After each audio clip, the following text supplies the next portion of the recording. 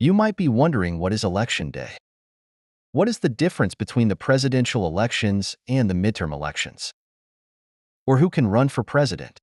To begin answering those questions, we must first define democracy. What is democracy? A form of governance in which every qualified citizen of a state, usually through elected representatives, is involved. Voting them out of office is one way for citizens to hold their government responsible and participate actively in governance. Why do we vote?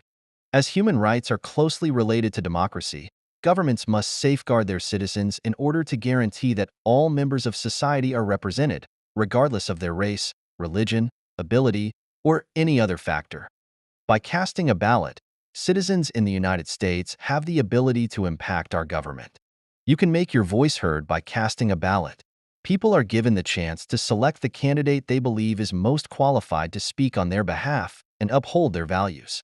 In the U.S., voters primarily support one of the two major political parties, and each party is represented by a single presidential candidate.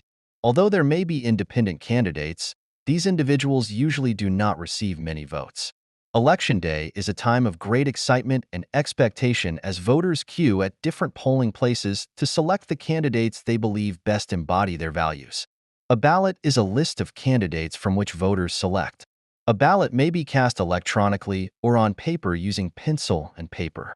The difference between the presidential election and midterm elections. We elect the president for our country every 4 years. The people of America desire a president who will utilize his or her authority to improve both the USA and their own lives. The President of the United States has great power and responsibility.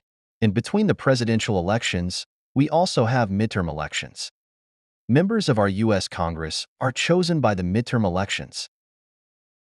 A candidate for president must fulfill each of the following requirements in order to be eligible to run. A citizen of the United States by birth. A resident of the United States for at least 14 years. At least 35 years old. There's another election after Election Day. It's the Election College that handles this. The final word on who will be president belongs to the Electoral College. A candidate needs at least 270 votes to win the election. The midterm elections are direct elections. In a direct election, voters' ballots directly influence the choice of candidates. Unlike the indirect presidential elections, this is not like that. Votes cast by voters in an indirect election go towards electoral votes. Overall, the midterm elections are important for our country because they give citizens a chance to directly participate in government through voting.